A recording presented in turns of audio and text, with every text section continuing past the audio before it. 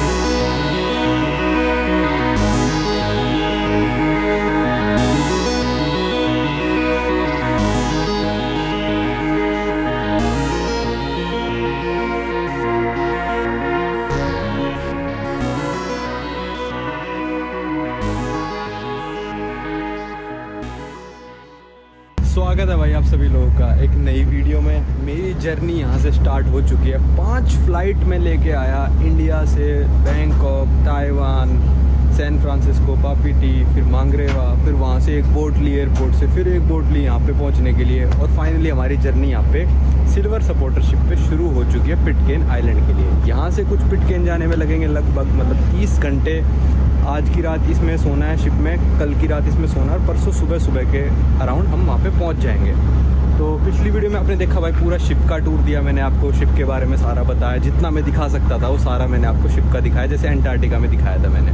अब देखते हैं भाई इस वीडियो में हमारी 2 दिन की जर्नी कैसी रहती है। बिल्कुल छोटा सा शिप है, सिर्फ 3 टूरिस्ट इस शिप पे आ रखे हैं। एक मैं हूँ, एक लंदन से है भाई, और एक है अमेरिका से, और जितने भी हैं सारे मतलब क्रू मेम्बर्स हैं। और 2 बंदे हैं, जो पहले एक बंदा था पिटकेन रहता था 14 साल तक, फिर वो न्यूजीलैंड चला गया, अब न्यूजीलैंड रहता है। और एक लड़की है जो वापस पिटकेन जा रही है, अपने घर जा रही है, यहाँ आई थी फ्रेंच पॉलिनेशिया।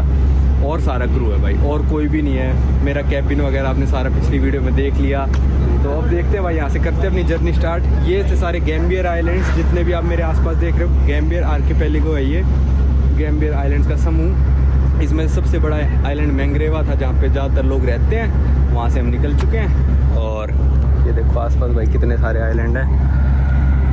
देखते हैं कैसी क्या जर्नी रहती है, और बिल्कुल रिमोट एरिया में हम पहुँच जाएंगे। पता नहीं भाई कैसा क्या रहेगा, बहुत ज़्यादा गर्मी सी हो रही है और टैनिंग शुरू हो चुकी है। तो चलो आ जाओ, चलते हैं और करते हैं अपनी जर्नी को स्टार्ट।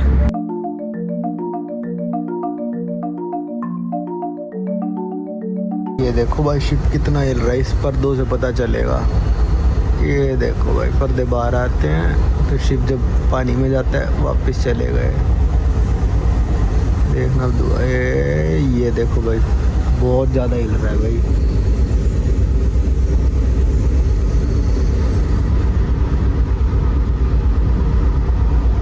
ऐसे तो पता नहीं चलता है, कुछ चीज़ होती है ना उससे पता चल जाता है। मैं तो यहाँ पे भाई बिस्किट खा रहा था, कुकीज़, और लेट गया यहाँ पे। अभी 4 बजे हैं, 7:30 बजे डिनर मिलेगा। 3.5 घंटे भूखा तो नहीं रह सकता, तो बहुत कुछ है वो खाता रहूँगा। नहा धो के आ गया था भाई मैं, कपड़े वपड़े चेंज करके, क्योंकि सुबह नहाया नहीं था ना भाई। मैं सही बताऊँ तो मैंने अपने सारे दोस्तों से पूछा था चलने से पहले, तो कोई कह रहा था भाई बहुत ज़्यादा महंगा है, किसी को घर रहना था, किसी के पास वीज़ा की दिक्कत थी, तो कोई भी नहीं आया यार मेरे साथ।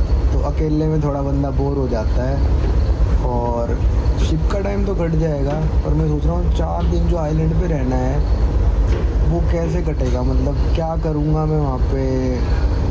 बोरियत से हो जाती है कई बार, ऐसा लगता है जल्दी टाइम बीतते है। क्योंकि मेरा मन था कि 1-2 दिन का टूर होता ना वो सही रहता है, फिर दोस्त हो कोई साथ में तो भाई टाइम कट जाता है, पर अकेला बंदा कितना ही क्या कर लेगा।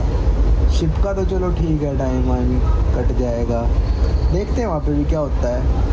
फिर मैंने तो अपनी बुकिंग कर ली थी, फिर आखिरी में सबने मना कर दिया, तो अकेला आना पड़ा। और भाई यहाँ पे मेरा डिनर हो गया है, छूट गया है भाई। भाई वहाँ पे लिखा था नीचे 17:30 से 18:30, 5:30 से 6:30 होता है इसका मतलब। और मेरे दिमाग में चल रहा था 7:30 से 8:30, और मैं यहाँ पे आके सो गया। सोते सोते मैंने सनसेट भी देख लिया, पर इतना टूटा हुआ था ना, मैं सुबह 4:30 बजे का उठा हुआ था कि मैं आपको सनसेट भी, मतलब मेरी हिम्मत नहीं हुई कि मैं उठ के दिखा दूंगा आपको सनसेट। वो कल दिखा देंगे, कोई नहीं, कल भी यहीं पे हैं। और दिमाग में चल रहा था 7:30 बजे है, 7:42 हुए, अभी मैं 7:30 बजे उठ गया था। मैं जाने के लिए रेडी, मैंने कहा वीडियो में एक बार दोबारा टाइम कंफर्म कर लूँ, क्या पता 8:30 से 9:30 वाला हो। भाई 5:30 से 6:30 डिनर है। भाई इतनी जल्दी डिनर कौन करता है? सुबह शाम को ही 5:30 बजे डिनर करके सारे सो जाओ हैं। तो अब तो 7:30 हो चुके, 7:45 बल्कि। थोड़ा सा लेट होता तो शेफ देख भी लेता, दे देता डिनर जो भी था, पर मैंने तो भाई मिस कर दिया अपना पहला डिनर। इतने महंगे क्रूज शिप में बड़ा ही दुख सा हो रहा है मेरे को तो। खैर मैं क्रॉसोल ले आया था और उसके बाद सॉस डाल के मैंने खा लिया था, और इतनी तेज नींद आई ना, मेरी आंखें भी दोनों लाल हो रखी हैं। पर चलो दिखाता हूँ थोड़ा, यहाँ से नज़ारा दिखा दूँ अभी रात को क्या चल रहा है। भाई बहुत ज़्यादा हिल रहा है यार ये शिप, बहुत ही ज़्यादा। मतलब एक तो छोटा सा है, ये देखो भाई समुद्र का पानी कितना ऊपर तक आ गया, वो चांद निकला हुआ है। और रात को जैसे यहाँ पे जाना अलाउड नहीं है आउटसाइड डेक्स में रात को, और सुबह होने से पहले हम एज ए पैसेंजर बाहर नहीं जा सकते हैं। चलो भाई सोते हैं, अब तो फालतू में उठा मैं। अब ब्रेकफास्ट का टाइम देख के सो जाता हूँ ढंग से। 17:30 से 18:30 था ना, वो 7:30 से 8:30 दिमाग में रह गया। पर ये भी था दिमाग में कि भाई 5:30 बजे डिनर थोड़ी ना कोई करता है। तो और मैं नीचे बैठा बैठा भी सोच रहा था कि 4 बजे हैं और अभी 3.5 घंटे हैं, आराम से सोता हूँ जाके और फिर उठ के आऊँगा। दिमाग में पता नहीं क्या चल रहा। चलो कोई बात नहीं, सुबह उठ के ब्रेकफास्ट करेंगे। तो भाई अपने गेट से बाहर आ गया, क्योंकि वार्निंग लिखी थी जब तक डार्क आवर्स हैं, रात है, आप इससे बाहर नहीं जाना, ठीक है। बहुत ज़्यादा हिल रहा है भाई शिप, पूरी रात हिल रहा था। अब मैं ऊपर जाके आपको दिखाता हूँ समुंदर की आवाज़। आसपास कुछ भी नहीं भाई, नथिंग। अगले मतलब हमारे लिए तो 18 घंटे के लिए और कुछ भी नहीं। पर चलते हैं अब, बहुत ध्यान से जाना पड़ रहा है भाई।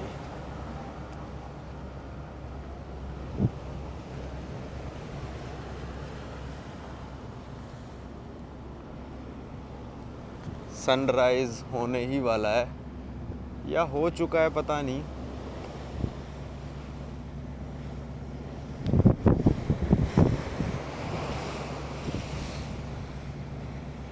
भाई एक तो शिप हमारा छोटा बहुत है ना, उछल बहुत रहा है।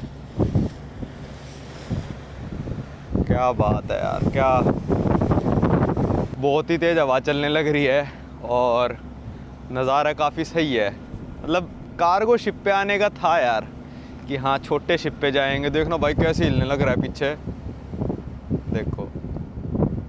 पता चल रहा है यार, नहीं चल रहा पता नहीं मेरे को यार, वीडियो में पता चल रहा है नहीं चल रहा।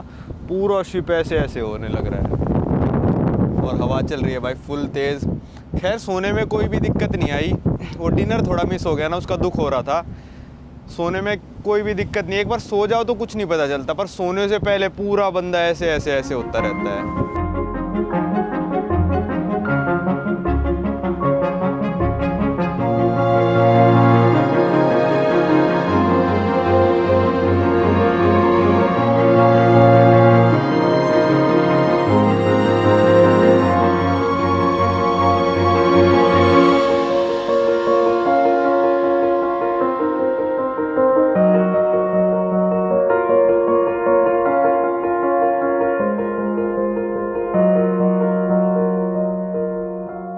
तो भाई आज की इस वीडियो में ना मैं आपको पिटकेन आइलैंड की एक बहुत ही फेमस कहानी सुनाने वाला हूँ कि यहाँ पे जो 40 लोग रहते हैं वो क्यों रहते हैं, कैसे यहाँ पे लोग आके बस गए थे, और हज़ारों साल पहले भी लोग यहाँ पे आके बसे थे। ऐसा नहीं है कि हमने ही ढूंढा, इतने बड़े बड़े जहाज़ों पे आदि मानव ने भी पिटकेन आइलैंड ढूंढ रखा था, ठीक है। पॉलिनेशियन लोगों ने ढूंढ रखा था कई हज़ार साल पहले।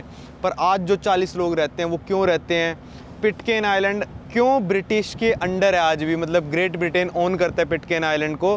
ब्रिटेन की ओवरसीज टेरिटरी है, जैसे फ्रेंच पॉलिनेशिया फ्रांस की है, वैसे पिटकेन आइलैंड का जो फ्लैग मैं साइड में लगाता हूँ उसमें यूके का फ्लैग है, क्योंकि आज भी वो ब्रिटेन की ओवरसीज टेरिटरी है। तो क्या हुआ था यहाँ पे, एक बहुत ही दिलचस्प कहानी है HMS बाउंटी के बारे में। ये एक शिप का नाम था, ब्रिटिश रॉयल नेवी में शिप था। 1780 के आसपास की बात है, इसकी पूरी बात करेंगे। लगभग हम अभी पिटकेर्न आइलैंड से हैं भाई 280 किलोमीटर दूर अभी भी।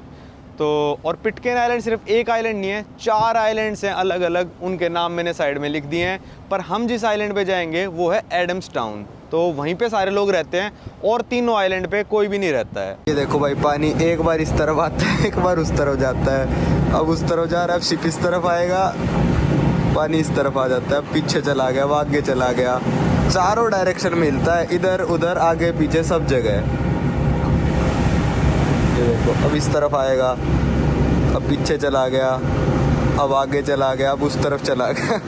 तो भाई ये था हमारा ब्रेकफास्ट, ब्रेड, ये आपका पोर्क आ गया, ये आपका शायद चिकन है, और ये ऑमलेट खाया मैंने, और भाई ये आपका बीन्स हो गया, चीज़, ब्रेड वगैरह, ये तो है ही अनलिमिटेड। तो ये बेसिक सा एक ब्रेकफास्ट था। ये सॉस मेरे को मस्त लगी भाई, संटी भाई और मैं भी खाते थे, तो ये सिराचा वाली अच्छी सॉस है, इससे मेरा काम चल गया बढ़िया वाला। ये मशीन देख लो, मेरे को भी नहीं आती थी चलानी, यहाँ पे गोरे हैं इनको भी नहीं आती चलानी। तो ऐसा नहीं है कि भाई दुनिया में सब चीज़ें सबको आती हैं। I think this is for the small cup, this is for the big cup. Yeah. But normally this machine automatically detect the size. Really? You would have thought it's supposed to. I have one in my house. It's supposed to be idiot-proof, isn't it? So, but no. 3 बंदे But machine you have चलाने में to busy हैं। heat it up, so you just have to wait. That would be. आगे भाई इनकी coffee. तो भाई मेरे साथ जो शिप पे 2 पैसेंजर्स और हैं, उन्होंने बात शुरू करी थी कि भाई हम सब यहाँ पे क्यों जा रहे हैं पिटकेर्न आइलैंड। तो मैंने कहा भाई ये तो मोस्ट आइसोलेटेड आइलैंड है, रिमोट है, इतना तो मेरे को मन करा भाई जाने का, शिप लेके जाएंगे इतनी दूर। कहते हैं इसलिए जा रहा है तू? मैंने कहा भाई मैं तो इसलिए जा रहा हूँ। कह रहे हम तो HMS बाउंटी की वजह से जा रहे हैं। तो मैंने कहा HMS बाउंटी क्या भाई? तो कहते एक शिप की कहानी है, बहुत फेमस शिप की कहानी है, इसके ऊपर फिल्में बनी हैं, 20 किताब लिखी गई हैं, तो हम तो इसलिए जा रहे हैं। और कहते हैं 99% जो लोग जाते हैं ना, वो या तो वो मूवी देख के जाते हैं या फिर बुक पढ़ के जाते हैं। फिर कहते यार एक बार विकिपीडिया पेज पे तो उसके बारे में पढ़ लियो। तो मैंने कहा ठीक है भाई पढ़ लूँगा मैं। तो मैंने पढ़ी इसके बारे में कहानी। His Royal Britannic Majesty's ship, the Bounty, near the island of Tahiti, her crew mutinied and set the captain adrift.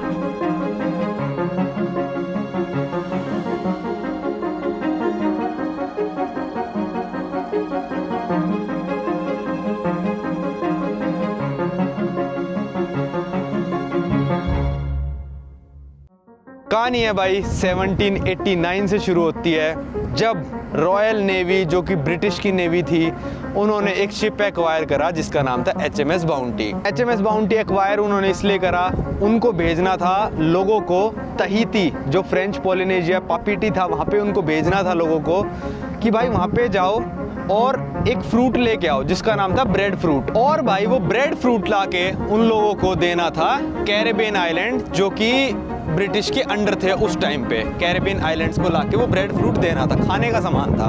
उसके पौधे लेके आने थे, ठीक है। कहाँ से लेके आने थे? तहीती से। तो उन्होंने सेलिंग स्टार्ट करी थी तहीती आने के लिए। यूके से सेल करते करते 10 महीने के बाद वो पहुंचे थे तहीती के आइलैंड पे। तो भाई वो लोग तहीती पहुंचे, ब्रेड फ्रूट के प्लांट्स जमा करे, 1500 ब्रेड फ्रूट के प्लांट्स उन्होंने जमा करे, ठीक है। उनकी देख रेख करी प्लांट्स की, और 5 महीने तक वो तहीती के आइलैंड पे ही वो सारे लोग रुके रहे। 5 महीने तक जो भी क्रू था HMS बाउंटी का पूरा, वो तहीती आइलैंड पे रुका रहा, पौधों की केयर करता रहा। इतने में क्या हुआ, कई सारे जो शिप पे लोग थे उन्होंने तहीतियन औरतों से शादी कर ली, उनसे प्यार हो गया, उनसे शादी कर ली, तो वो शादीशुदा हो गए, ठीक है। फिर वो शिप सारे पौधे लेके वापस जब जाने लगा, तो जब टोंगा के पास पहुंचे, जहाँ पे मैं और परमवीर पहुंचे थे भाई टोंगा में, वहाँ पे क्या हुआ, आधा क्रू हो गया कैप्टन की साइड 18 लोग, और 22 लोग हो गए फ्लेचर के साइड। फ्लेचर इनका मतलब एक कमांडिंग ऑफिसर टाइप मान लो आप। तो वो कहने लगे भाई हमको वापस अब यूके नहीं जाना है। तो फिर उन्होंने क्या करा भाई, बगावत कर दी, और जो फ्लेचर के लोग थे जो कैप्टन के अगेंस्ट थे, उन्होंने कैप्टन के लोगों को कहा कि भाई हम तुमको मारना नहीं चाहते। टोंगा में, जहाँ पे दुनिया का सबसे गहरा समुंदर वगैरह माना जाता है, टोंगा ट्रेंच वगैरह, वहाँ पे उनको एक छोटी सी बोट में बिठाया और कहा अब तुम अपने आप पे ही हो, इस बोट में बैठो और तुमको जहाँ जाना है जाओ। उन्होंने HMS बाउंटी शिप को अपने कब्जे में कर लिया। कब्जे में करने के बाद भाई उन लोगों को लगा कि भाई ऐसे तो हमको कभी भी रॉयल नेवी जो है ब्रिटिश की वो ढूंढ लेगी, क्योंकि सारे मैप्स पे है और ये लोग भी अगर जिंदा पहुंच जाते हैं तो हमारे बारे में बता देंगे कि ऐसे ऐसे वो लोग हमको धोखा दे के चले गए। फिर उन्होंने सोचा कि भाई हम ऐसी जगह चलते रहते हैं समुंदर में, कोई नई जगह ढूंढते हैं। वो चलते रहे समुंदर में, काफ़ी महीनों तक उन्होंने सेल किया। टोंगा से वो पहुंचे पिटकेन आइलैंड। ऐसा नहीं है पिटकेन आइलैंड कोई पहली बार पहुंचा था, पहले लोग आ चुके थे पिटकेन आइलैंड, पर पिटकेन आइलैंड जो था वो ब्रिटिश के मैप्स जो उस टाइम पे थे ना उनके पास, वहाँ पे गलत मार्क था पिटकेन आइलैंड। तो उन्होंने सोचा गलत मार्क है, ब्रिटिश लोग हमको कभी भी नहीं ढूंढ पाएंगे, यहाँ पे हम यहाँ पे रहते हैं। पार्क करा। बाउंटी बे एक जगह थी जहाँ पे हम भी लैंड करेंगे, वहाँ पे उन्होंने HMS बाउंटी शिप को पार्क करा और उस पूरे शिप को डिस्ट्रॉय कर दिया भाई, ताकि कभी कोई ढूंढने आए तो दूर से भी हमारे शिप को ना पहचान पाए कि यहाँ पे वो लोग रुके हुए हैं। वहाँ पे सारे लोगों ने रहना शुरू किया था भाई, और 1790 की बात है, 1790 को वो शिप वहाँ पे जाके उन्होंने डिस्ट्रॉय कर दिया था। अब आप पूछोगे जो कैप्टन के लोग थे जिनको छोटी सी बोट पे बिठा के भेजा था उनके साथ क्या हुआ? वो लोग भी जिंदा बच गए और वो सेल करते करते टोंगा से पहुंच गए भाई तिमोर लेस्ते, जो कि मतलब तिमोर कह सकते हो आप, उस टाइम तो तिमोर लेस्ते कुछ था नहीं, ईस्ट तिमोर था नहीं, तो तिमोर आइलैंड पे पहुंच गए थे सेल करते करते। तो उन्होंने सब कुछ बताया। तो 1808 में एक ब्रिटिश नेवी के शिप ने पिटकेन आइलैंड को ढूंढ लिया और उन्होंने देखा कि यहाँ पे HMS बाउंटी को डिस्ट्रॉय कर रखा है। पर 1808 तक सिर्फ और सिर्फ एक बंदा पिटकेन आइलैंड पे जिंदा था और उसकी वाइफ जो तहितियन वाइफ थी उसका नाम था जॉन एडम्स। 18 साल में सारे लोग जो भी बगावत करके गए थे उस शिप पे सारे मारे गए, क्योंकि उन लोगों ने आपस में एक दूसरे को मार दिया था और सिर्फ 2 लोग जिंदा बचे। तो कई सारे लोग हैं जो डायरेक्ट डिसेंडेंट, मतलब जो जिनके पूर्वज उस शिप पे थे, आज भी पिटकेन आइलैंड में वो लोग रहते हैं। तो अभी हो गया था भाई ब्रेकफास्ट, मैंने सोचा कहानी बता दूं, काफ़ी इंटरेस्टिंग लगी मेरे को पढ़ने के बाद, थोड़ा आपको भी समझ में आ गया कैसे कैसे कैसे कैसे क्या हुआ था। चलो अब 3 घंटे बाद है लंच। एक तो बंदा बीमारी हो गया भाई जो USA से था ना, वो कह रहा भाई मैं तो बीमार सा ही चल रहा हूँ, मैं तो लंच करूँगा भी नहीं। और एक जो बंदा है भाई वो इतना हिम्मत वाला है, अभी हमारे साथ जा रहा है, पिटकेन आइलैंड 11 दिन रुकेगा और 11 दिन बाद जो क्रूज़ आएगा उसमें बैठ के न्यूजीलैंड जाएगा। उस क्रूज़ से सप्लाई शिप होगा, यही वाला शिप होगा। 12 या 14 दिन की जर्नी उसकी वहाँ से न्यूजीलैंड के, तो 1 महीना निकाल के आया वो, जिसमें से 17-18 दिन तो वो समुंदर में ही रहेगा। चलो हम भी थोड़ा रेस्ट करते हैं, अब जाके लेटते हैं। और अभी तो खाली समुंदर ही चलने लग रहा है चारों तरफ। मैंने बोला था ना फ्रेंच पॉलिनेशिया से निकलने के बाद जो अगला आइलैंड हम देखेंगे वो होगा पिटकेन का एडम्स टाउन आइलैंड है, वही है हमारा अगला आइलैंड।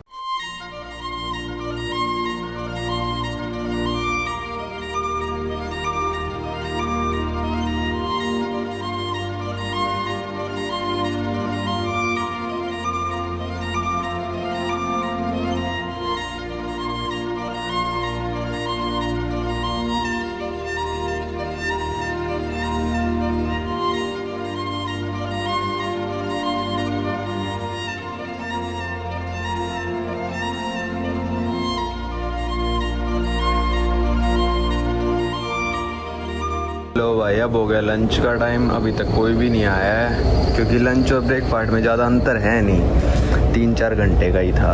ये तो भाई श्रिम्प बना दिए भाई बंदे ने, मैं तो भाई पास्ता खा लूँगा, और ये जो भी है ये सही लग रहा है खाने के लिए। ये चावल, ये पता नहीं भाई क्या है, ये सलाद हो गया, वो बीफ है तो वो मैं खा नहीं सकता, पास्ता खा लेंगे, ज़्यादा भूख है भी नहीं मेरे को इतनी लंच में।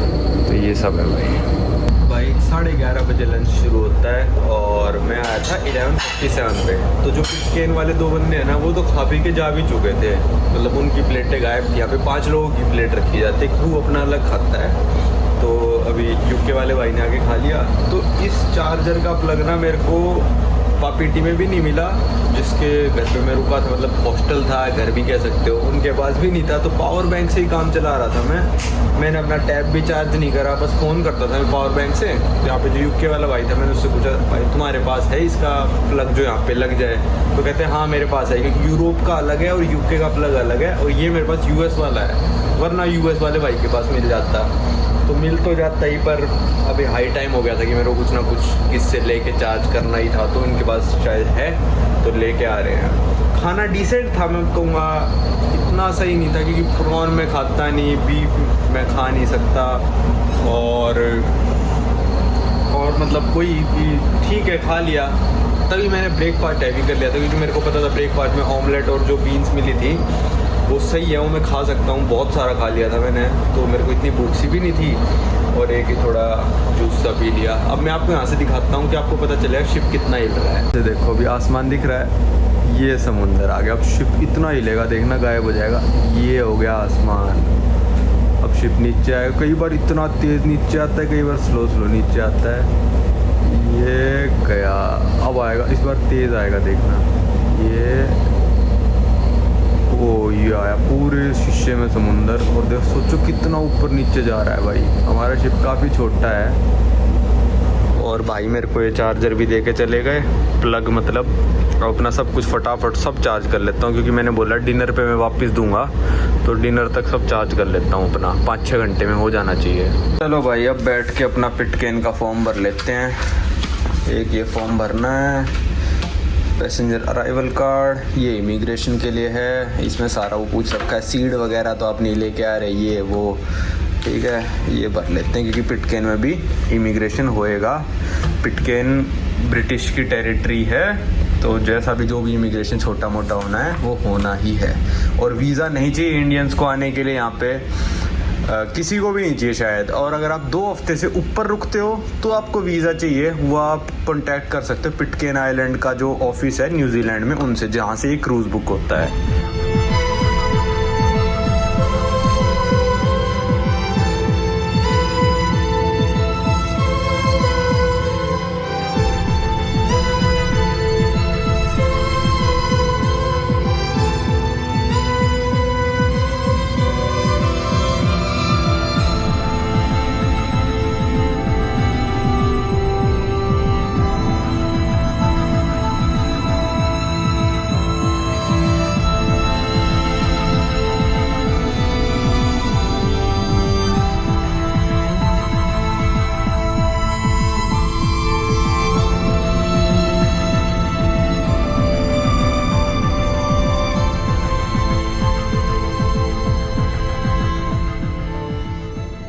भाई ये था डिनर, ये तो सुबह वाले ही हो गए। ये चिकन हो गया, पर चिकन का इतने बड़े बड़े पीसेस हैं, बस फ्राई कर रखे हैं। फिर ये बीफ हो गया, बीफ विद आलू, ये हैश ब्राउन, वो राइस, ये कैरेट विद ये मटर, और सब सेम ही था। एवरेज था मेरे को, मतलब इतना खास नहीं लगा, पर इस शिप के हिसाब से अगर कुछ मिल रहा है तो सही है, पर प्राइस के हिसाब से मैं कहूँगा डिनर बहुत एवरेज था, और लंच भी मतलब इतना खास नहीं था, ब्रेकफास्ट सही था। तो भाई डिनर कर लिया, शाम हो गई और कुछ भी नहीं है करने को पूरे शिप पे, बस लेटे रहो अपने कैबिन में। नेट चलाना है तो यहाँ पे आना पड़ता है क्योंकि शायद इनका जो रिचार्ज हो रखा है वो ख़त्म हो रखा है, और कह रहे थे आते वक्त आपका लॉबी में भी चल जाएगा नेट। तो एंटार्क्टिका के क्रूज़ की तरह नहीं है कि वहाँ पे तो 10 एक्टिविटी होती रहती थी, यहाँ जाके मूवी देख लो, यहाँ पे जाके क्रूज़ चलने लग रहा है, ये हो रहा है वो हो रहा है, वैसा तो सिस्टम नहीं है भाई। मतलब तो जर्नी भी छोटी है, अगर भाई 5-6 दिनों की होती तो दिखाने को कुछ नहीं होता, बस फिर तो भाई सोते रहो और कुछ नहीं कर सकते थे। चलो अभी हो पानी भर के यहाँ पे बारिश हुई है क्या बीच में कहीं पे, बादल तो हो रखे थे काले, शायद बीच में कहीं पे बारिश हुई, यहाँ पे पानी सा भरा हुआ है। तो सनसेट भी हो चुका है भाई ऑलरेडी, और शायद अगले 6 या 7 घंटे में हम पिटकेन पहुँच जाएंगे। शाम के 6:30 हो रहे हैं, पर उतरेंगे सुबह ही। तो चलो जैसा भी है जो भी है, आगे काले बादल और भी आ रखे, वहाँ पे शायद बारिश भी हो रही है। चलते हैं नीचे। भाई सुबह के बज गए 4 और अभी तक भी शिप चल नहीं लग रहा है, क्योंकि ये मतलब पिटकेन आइलैंड का चक्कर सा काट रहा है और लैंडिंग स्पॉट पे जाने लग रहा है, मतलब जहाँ पे पार्क होएगा 3 दिन तक, जब तक हम आइलैंड जाएंगे। तो मेरे को लग रहा था कि 12 बजे ही पार्क हो जाएगा, पर भाई नहीं, 12 बजे मैंने उठ के देखा तब भी चल रहा था शिप, 2 बजे देखा तब भी चल रहा था। अभी नेट लेके देखा मैंने नेट चलाने गया था बाहर कि शिप कहाँ तक पहुंचा है। तो पिटकेन आइलैंड से हम सिर्फ 1 किलोमीटर दूर है, बस वो चारों तरफ घूम रहा है और पार्किंग स्पॉट ढूंढने लग रहा है। तो मैं बैग की पैकिंग कर रहा हूँ क्योंकि मेरे को सुबह होते ही, सूरज निकलते ही ड्रोन उड़ाना है और फिर ब्रेकफास्ट भी करना है। और वो जो पिटकेन के निवासी लोग हमको लेने आएंगे वो 8 साढ़े 8 बजे आ जाएंगे लेने। तो सारा काम मेरे को मतलब 30-35 मिनट ड्रोन भी उड़ाना होगा, फिर भाई 15-20 मिनट खाने में भी लगेंगे। तो सारा मेरे को मैनेज करना है, इसलिए मैं 4 बजे उठ गया और अपनी वीडियो चेक कर ली जो मेरे को डालनी है। अभी अलास्का की सीरीज चलने लग रही है अभी, तो एडिटर ने भेजी थी, वो मैं चेक कर रहा था। 4 बजे पैकिंग करते हैं। नहाऊं तो मैं अभी आइलैंड जाके नहाऊंगा, जो मेरे को घर मिलेगा ना वहीं जाके नहाऊंगा। यहाँ पे पानी का इतना अच्छा प्रेशर आ नहीं रहा, मतलब थोड़ी दिक्कत सी है, तो वहीं जाके नहाएंगे। अपना पैकिंग वैकिंग कर लेते हैं, समेट लेते हैं, बस ड्रोन बाहर रखेंगे और उड़ाएंगे। भाई यहाँ पे बैठ के नेट चलाता हूँ मैं। इस दरवाजे के बाहर शायद कैप्टन के रूम में लगा हुआ है नेट, नीचे भी लगा हुआ है वाईफाई, वो शायद आते वक्त चलेगा वो कह रहे थे। तो यहाँ बैठ के मैं चला लेता हूँ क्योंकि यहाँ पे लिखा हुआ है कि रात में और जब रात में और अर्ली मॉर्निंग शिप बहुत हिल रहा हो जब, या फिर मौसम खराब हो, तो आपको बाहर जाना अलाउड नहीं है। तो अभी रात होने लग रही है, 4:30 हो रहे हैं, मेरी तो नींद खुल गई, तो अभी बाहर जाना अलाउड नहीं थी। यहाँ पे बैठ के सबसे सही चल जाता है नेट। और भाई बाहर होने लग रही है अभी बारिश। कितने दिनों से सोच रहा था भाई, नया ड्रोन खरीद के लाया था, उड़ाएंगे उड़ाएंगे उड़ाएंगे। खैर हल्की हल्की होने लग रही है, क्या पता थोड़ी देर में रुक भी जाए, बस आधा घंटा मिल जाए मेरे को भी बारिश जब रुकी हो। और थोड़ा कॉन्फिडेंस भी नहीं आता ना यार, नया 85-86 हज़ार का ड्रोन खरीद के लाए हैं, पहली बार में क्रैश हो जाए वो, तो फिर सारा कॉन्फिडेंस मट्टी पलीत हो जाता है कि समुंदर में गिर गया ड्रोन, है ना। तो चलो देखते हैं, जैसा भी अब लेके आए तो उड़ाएंगे। शिप पार्क्ड खड़ा है पिछले 3 घंटे से और मैं तो 4 बजे उठ गया था। ये अपना सुबह का आज का ब्रेकफास्ट है मेरे लिए भाई। ये सब तो है नहीं, ये सारा ही नॉन वेज है, मतलब वो भी पोर्क वगैरह, इसमें से बदबू सी आती है। ये अंडे हैं, अपने एग्स और वो बीन्स और अपनी सॉस, ये बहुत सारे खा लूँगा मैं, तो अपना काम हो जाएगा। ये दलिया टाइप और बनाता है शेफ़, पर ये भी मेरे को इतना अच्छा नहीं लगता, तो ये है भाई। ब्रेकफास्ट मैंने कर लिया और अभी तक सनराइज़ नहीं हुआ है, 7:05 पे होना था। तो हम चलते हैं अभी ऊपर अपना ड्रोन उड़ाने। और यहाँ पे भाई मैंने एक चीज़ और नोटिस करी है, यहाँ पे पिटकेन का झंडा और लहरा दिया इन लोगों ने, और नॉर्वे का, क्योंकि शिप जो है नॉर्वे में रजिस्टर्ड है और ये पिटकेन आइलैंड्स का फ्लैग है। तो थोड़ी थोड़ी बूंदाबांदी सी हो रही है, पर हमारे ऊपर मौसम क्लियर सा ही लग रहा है मेरे को, तो ड्रोन उड़ सकता है इतने में। तो यार इतने में नहीं उड़ेगा तो फिर तो क्या ही फ़ायदा है। और ये रहा भाई अपना पिटकेन आइलैंड।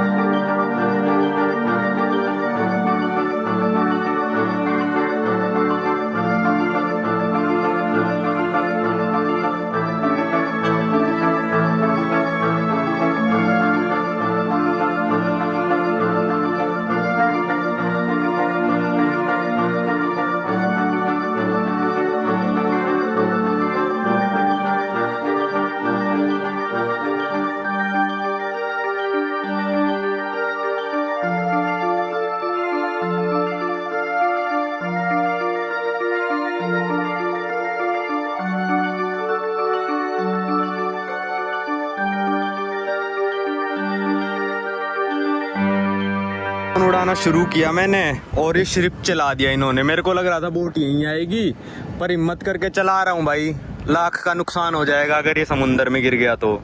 नहीं उतरा यार चलते हुए जहाज में भाई, मेरे तो मतलब धड़कन इतनी तेज हो चुकी, वहाँ उतारा है भाई मैंने ड्रोन अपना। भाई यार मैं तो पूरा डर गया। भाई के साथ मैं यहाँ पे आया और ड्रोन अपना भाई बहुत मुश्किलों से लैंड हुआ, स्पोर्ट्स मोड में करा, एक जगह टकरा भी गया भाई, वो तो अच्छा है कि बच गया ये और इसके साथ कुछ हुआ नहीं। भाई चलते जहाज़ में नहीं करना चाहिए मेरे हिसाब से, एक्सपर्ट नहीं हूँ ना मैं इसलिए। भाई बहुत ही मशक्क़तों के बाद लैंड हुआ है। पहले नॉर्मल और सिनेमैटिक मोड पे तो इस वाले ड्रोन में वो है ऑब्स्टेकल अवॉइडेंस, मतलब चारों तरफ कोई भी ऑब्स्टेकल होगी ये उससे दूर भागेगा, जाएगा ही नहीं, कमांड ही नहीं लेगा मेरी उस तरफ जाने की अगर मैं ऑब्स्टेकल की तरफ भेजता हूँ। फिर स्पोर्ट्स मोड पे डाला तो यहाँ कहीं टकरा गया था यहाँ पे, और उसके पंख में भी थोड़ा सा स्क्रैच सा लग गया, पर बड़ा कंट्रोल कर लिया भाई ड्रोन ने। और मेरे को नहीं पता था भाई शिप चलने लग जाएगा। मेरे को ऐसा बताया गया है कि कल रात को 10 बजे हम यहाँ पे पहुँच गए थे, जो मैं आपको बोल रहा था ना कि 4 बजे तक चले हैं। नहीं भाई वो क्योंकि पानी ही ले जा रहा है, मेरे को लग रहा है कि चल रहे हैं। तो कल 10 बजे यहाँ पे हम पहुँच गए थे और 10 बजे से हम आइलैंड के दूसरी तरफ पार्क थे, और जैसे ही मैंने ड्रोन उड़ाया इन्होंने शिप चला दिया। ओ भाई शिप के साथ साथ उड़ाना तो भाई मतलब हाथ पैर मेरे कांपने लग गए थे कि भाई गया ड्रोन। मतलब अगर फ्री का माल होता तो भाई चलो ठीक है, जैसा भी है कहीं पे भी लैंड हो जाए। मेरे को तो लग रहा था भाई हो गया समुंदर में लैंड, बिल्कुल वहाँ पे आखिरी में जाके लैंड हुआ भाई। मतलब ये मान लो 4 फुट भी उस तरफ लैंड होता है ना, वो कहीं ना कहीं टकरा के समुंदर में गिर जाता है, क्योंकि छोटा सा शिप है भाई बिल्कुल ही, और छोटा सा एरिया है ये। तो ये मेरे पीछे आप जो देख रहे हो ये हम पहुंच चुके हैं भाई पिटकेन आइलैंड, दुनिया का सबसे आइसोलेटेड आइलैंड मेरे लिए। बहुत सारे लोग सर्च करेंगे गूगल पे, लिखा आएगा ट्रिस्टन डिकोना है, वो भी बहुत ज़्यादा आइसोलेटेड है। पर भाई मैं ना आप रहा हूँ कि मेन लैंड कोई भी कॉन्टिनेंट से ये कितना दूर है, तो साउथ अमेरिका से ये दूर है 5500 किलोमीटर, और इस तरफ अगर आप मानोगे तो आप ऑस्ट्रेलिया न्यूजीलैंड मान सकते हो। न्यूजीलैंड से भी ये है ऑलमोस्ट 5000 से भी ज़्यादा किलोमीटर। ट्रिस्टन डिकोना अगर आप लोगे तो भाई वो साउथ अफ्रीका से कुछ है सिर्फ 2300-2400 किलोमीटर दूर, और साउथ अमेरिका से है शायद वो 3200-3300 किलोमीटर दूर। वैसे सबसे ज़्यादा आइसोलेटेड मैं बताऊं तो ट्रिस्टन डिकोना को ही कह सकते हैं, पर फिर भाई इतना खर्चा करके आया, मैं टाइटल में क्या ही लिखूं बताओ। एक तो टाइटल में, और इसके जो पास का जो आइलैंड है मंगरेवा आइलैंड, जहाँ से हम सेल करके आए अभी 700-800 किलोमीटर, वहाँ पे भी कितने लोग रहते हैं, 1000 लोग। जो मेन पॉपुलेशन की बात कर रहा हूँ मैं, साउथ अमेरिका और न्यूजीलैंड इससे 5-5 हज़ार किलोमीटर दूर हैं। मतलब 5000 किलोमीटर तक सिर्फ समुंदर, इस तरफ भी सिर्फ समुंदर। ईस्टर आइलैंड भी आता है एक, पर वो मतलब उनको एक तरह से मानेंगे नहीं, तो इसलिए ये मैंने कहा है कि ये मेरे हिसाब से सबसे ज़्यादा आइसोलेटेड है। मौका मिला तो ट्रिस्टन डिकोना भी जाएंगे, कोई बड़ी बात नहीं है। यहाँ आ गए तो अब शायद हमको कोई बोट लेने आएगी। अब बहुत स्लो कर दिया शिप भाई, उस टाइम मेरे हाथ पैर फूल गए थे बिल्कुल, कि भाई बैटरी भी 50% कुछ बची थी। खैर बहुत होती है 50%, 15-20 मिनट तक का फ्लाइंग टाइम मिलता है 50% में, पर मुश्किल हो गया था। चलो अपने होपफुली इन्जॉय करे हों इतने महंगे ड्रोन शॉट्स, और मज़ा आया मेरे को फ्लाई करके। अभी ये कहीं पर रोकते हैं, फिर मैं इनसे पूछता हूँ कि भाई तुमने रोक दिया तो 1-2 बार और फ्लाई कर लेते हैं, और फिर चलते हैं भाई अपने पिटकेन आइलैंड पे उतरते हैं। काफ़ी बड़ा आइलैंड है, मेरी उम्मीद से काफ़ी बड़ा लगा मेरे को भाई। मेरे को लग रहा था छोटा सा होगा मालदीव्स के आइलैंड देख के ना, पर बहुत ज़्यादा बड़ा है। ऐसा ही हुआ था एंटार्क्टिका में भी ना, कि एकदम से एंटार्क्टिका दिख गया था, पहले आइसबर्ग से आ रहे थे, फिर एकदम से भाई जैसे सूरज निकला आइलैंड दिख गया।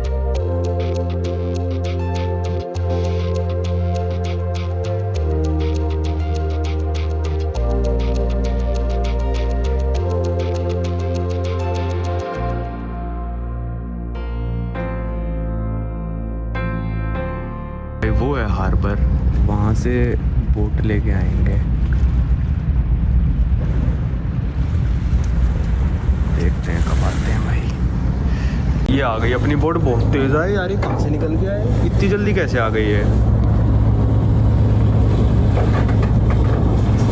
बहुत तेज़ आए भाई, ये लोग कमाल कर दिया इन्होंने। अभी तक समुंदर में कुछ नहीं था और अभी एकदम से ही आ गए। देखो मेरी फास्ट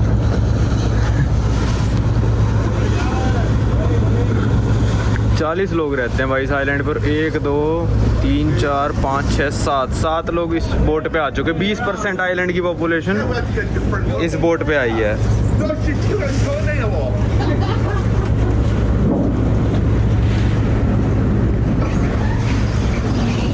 इसको बांधा जोड़ी करेंगे इस बोट की। अब काफ़ी बड़ी बोट है ये, मतलब इतनी छोटी तो नहीं कहूँगा मैं इसको। भाई सारा लगेज पहुँचाते हैं। मेरा बैग जा चुका, मेरे को ये था कहीं खुले उसका ढक्कन सा खुल जाए और ड्रोन सीधा पानी में जाए, क्योंकि गैप है शिप और इस बोट में ना। भाई अपना यूके वाला और ये भाई अपने यूएस वाले, वो देखो कितना ऊपर नीचे हो रही है बोट, कई लेटर्स जितना ऊपर नीचे हो जाती है। ये अपना आखिरी भाई आ गया जो यूएस से हैं, और ये बोट इतना हिलती है ना भाई। चलो शेफ अपना कुछ हो रहे हैं कि हम जा रहे हैं 3 दिनों के वहीं बैठ गए भाई। तो ओके बाय। चलो भाई खोल दी रस्सी। ये भाई बोट से चढ़ना उतरना ही बहुत कैड़ा एडवेंचर है। चलो जा रहे हैं भाई।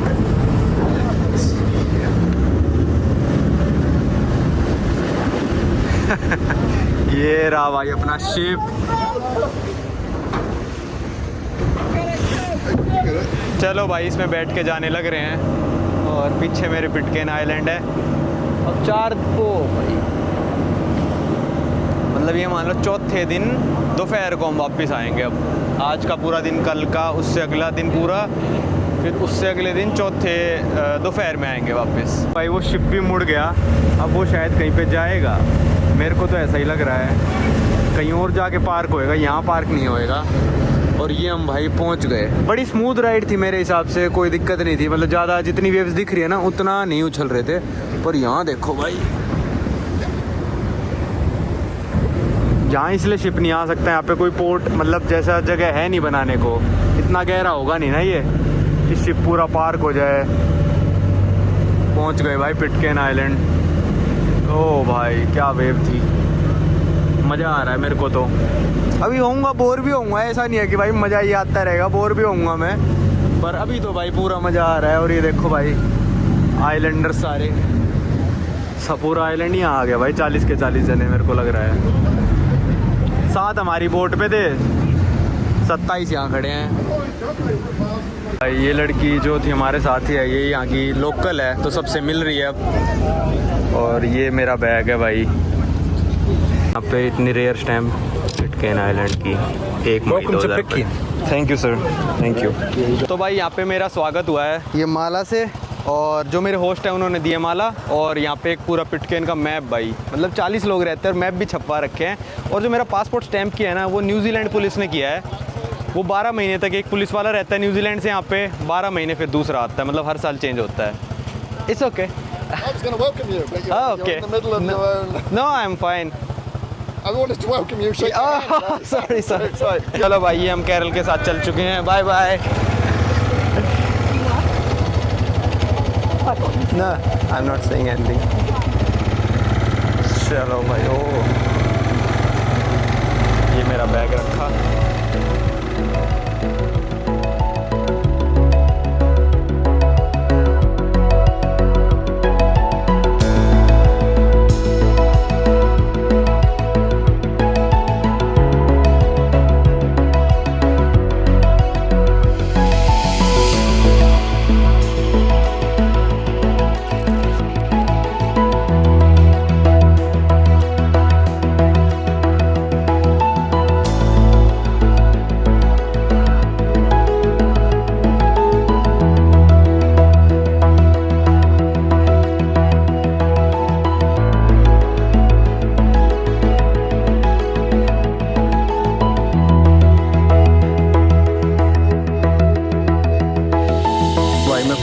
टूर दे देता हूँ।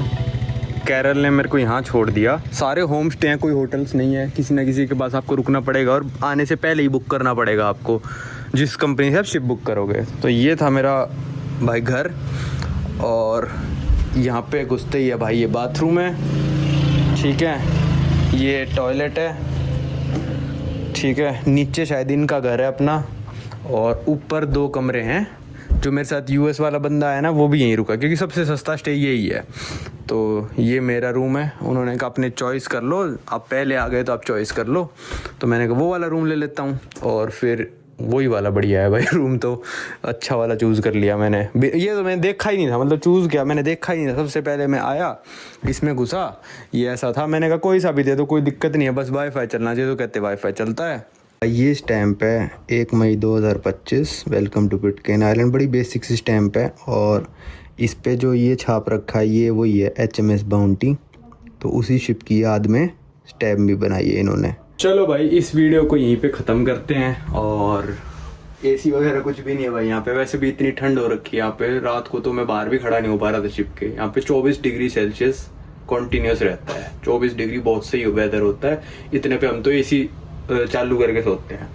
तो इस वीडियो को रखते हैं यहीं तक। आपने मेरी जर्नी देखी गाम्बियर से लेकर पिटकेन तक, मेरी शिप पे कैसा रहा, भाई ड्रोन क्रैश होते होते बच गया, ये वो सब कुछ देखा, यहाँ तक आने की जर्नी देखी। तो कैसी लगी वीडियो? तो चलो इस वीडियो को रखते हैं यहीं तक। अब आपको मिलेंगे अगली वीडियो में, जिसमें शायद मैं आपको दिखाऊंगा कि मेरे 4 दिन पिटकेन आइलैंड पे कैसे बीते।